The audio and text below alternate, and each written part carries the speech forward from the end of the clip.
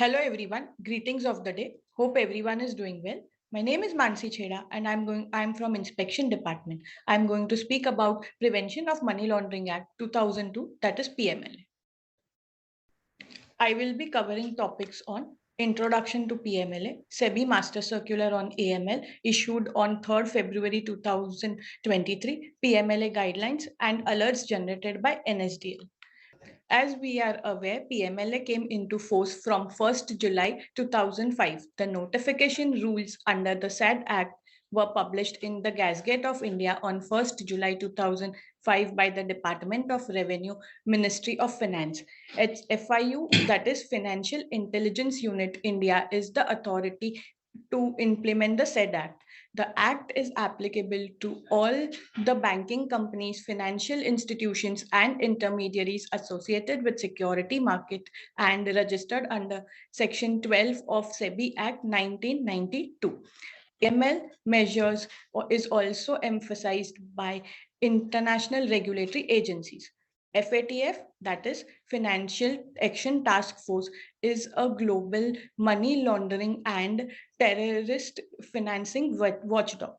So now let us understand why the act came into force. First, to prevent money laundering, combating the channelizing money into illegal activities, to provide for matters connecting and incidental to the acts of the money laundering. So now, what is money laundering? Money laundering, as per Section 3 of PMLA, means whosoever directly or indirectly attempts to indulge or knowingly assists or knowingly is a party or is actively involved in any process or activity connected with the proceeds of crime and projecting it as an untainted property which shall be guilty of offense of money laundering. There are three stages of money laundering. First, placement. Second, layering. Third, integration. So now let us understand what are the forms of money laundering. Hawala, bulk cash smuggling, fictional loans, shell companies and trust, real estate, gambling, and fake invoicing are some of the common methods of money laundering. Now we will come to next slide, which covers SEBI Master Circular on AML. One of the prime important requirement of PMLA is appointment of principal officer. Depository participants are required to appoint principal officer. It is advisable that principal officer is in a senior position and able to function independently and has an authority. Name, contact address, email ID, designation is required to be informed to FIU India and NSDL. In case of any changes, the depository participants are required to inform FIU India and NSDL as well. So now we will understand what are the responsibilities of principal officer. The principal officer has various responsibility as he is considered as person for ensuring compliances with PMLA. Principal officer would be playing an active role in identification and assessment of potential suspicious transactions and shall have access and be able to report to the senior manager. Now, there is one more requirement of appointment of designated directors. Depository participants are required to appoint a designated director. Who all are included in designated director? The managing director or a whole-time director duly authorized by board of directors if the reporting entity is a company. The managing partner if the reporting entity is a partnership firm. The proprietary if the reporting entity is a proprietary firm. The managing trustee if the entity is a trust. A person or an individual, as the case may be, who controls and manages the affairs of the reporting entity if the reporting entity is an unincorporated association or a body of individuals, and such other class or person as may be notified by government if the reporting entity does not fall in the above category. This slide covers documents to be covered in the policy. Policy is one of the important documents. So now let us understand what are the documents to be covered in the policy. First, policy should cover client acceptance policy and client due diligence measures. Measures for identifying the clients. Third, risk management. Fourth, monitoring of transactions. We will be covering in detail in the upcoming slides. It may be noted that the depository participants should review the policy on timely manner. Let us go to next slide. The next slide is of policy of acceptance of clients. Depository participants are required to keep in mind while drafting policy for acceptance of clients following points. First, DPs have required to ensure that no account is opened or kept open in fictitious name or in an anonymous name. It is advisable that the clients are categorized into low, medium, and high risk on the basis of risk. Factors of risk perception in terms of monitoring suspicious transaction of the clients are to be clearly defined with regards to the client location, that is registered office address, correspondence addresses, and other addresses if applicable, nature of business activity, trading turnover, etc., and the manner of payment for transaction undertaken. Clients of special category may, if necessary, be classified even higher. They are generally non-resident trusts, charities, companies with having close family shareholding, etc. Politically exposed persons are also included in CSC category. These clients require high degree of due diligence, such as timely access to client identity date, prior approval of senior manager in management in case of PEP client, regular update of KYC, etc. These are the few ways which DPs may also explore other ways to enhance the due diligence. DPs have to obtain documents and other information for different classes of clients depending on the perceived risk. DPs are required to perform due diligence by visiting clients when there are suspicious of money laundering or financing of terrorism. Process of identification of clients.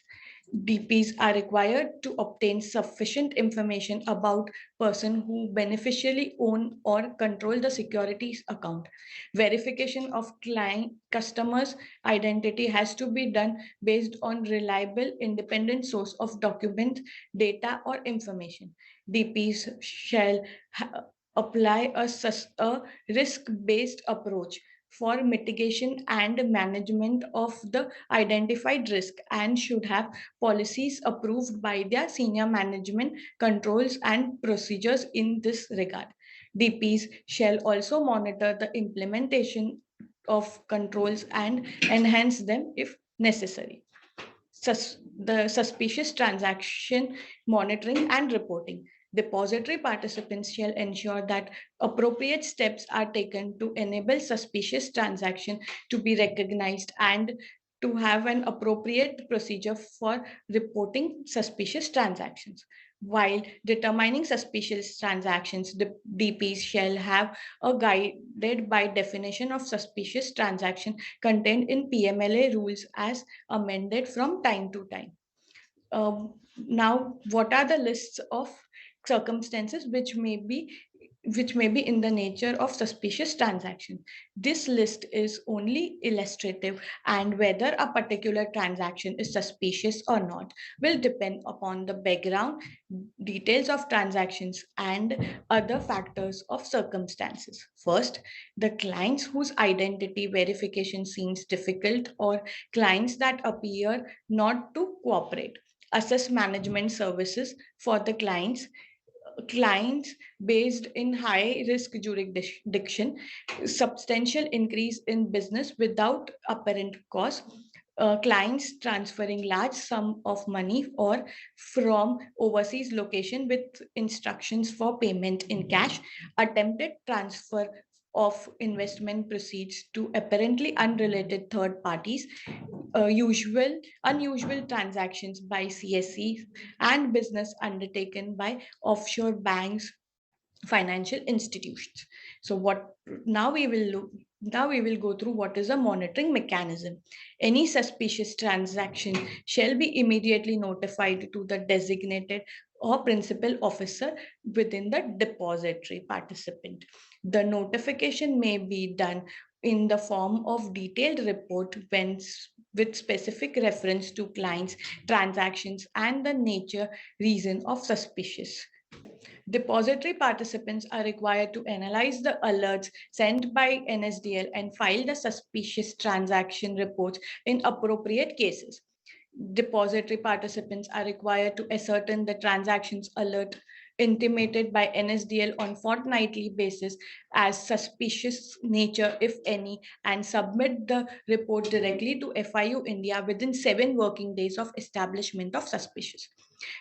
Depository participants to inform NSDL about the number of STRs filed by the DPs with FIU India for the month by 7th of the following month in the format given below to the ID Principal Officer NSDL at nsdl.co.in.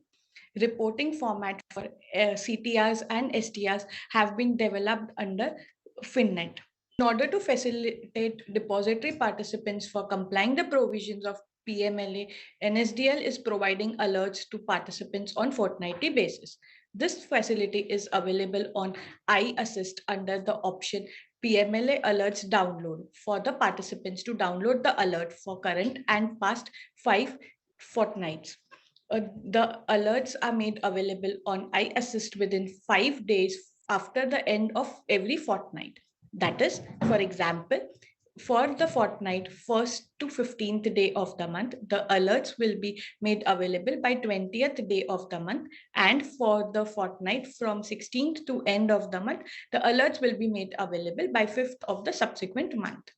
So now let us discuss about the alerts shared by NSDL with DPs. Below are the few of the alerts shared with DPs. First, details of debits due to off-market or IDT transfer in a single transaction or series of transactions executed in an account. Details of credits due to off-market or IBT transfers in a single transaction or series of transactions executed in an account. Details of debit due to off-market or IBT transfers in a single transaction or series of transactions executed in an account which exceeds 10 times the average size of transaction. Details of credit due to off-market or IDT transfers in a single transaction or series of transactions executed in an account which exceeds 10 times the average size of transaction. Details of transactions in a single transaction or series of transactions executed in demat, remit, and pledges. Transactions in dormant account. Additionally, NSDL also generates alerts with respect to off-market on reason code, that is, alerts are apparently different from the reason code declared by the clients and purported reason of transaction. Important areas to remember: depository participants shall take appropriate steps to have an internal mechanism for proper maintenance and preservation of records and information so that it allows easy and quick retrieval of data and requested as and when requested by competent authorities. The records have to be maintained and preserved for a period of 5 years from the date of transaction between clients and DPs. DPs are required to ensure that the staff appointed do not have suspicious background and are competent to do their duties. Depository participants are requested to provide trainings on AML and CFT to its staff. Depository participants are also required to ensure that the trainings of the staff is ongoing and are adequately trained. In case of any queries, clarification, please reach out to us on participant-interface@nsdl.co.in. With this, I conclude my presentation. Trust this would have been helpful session. Thank you.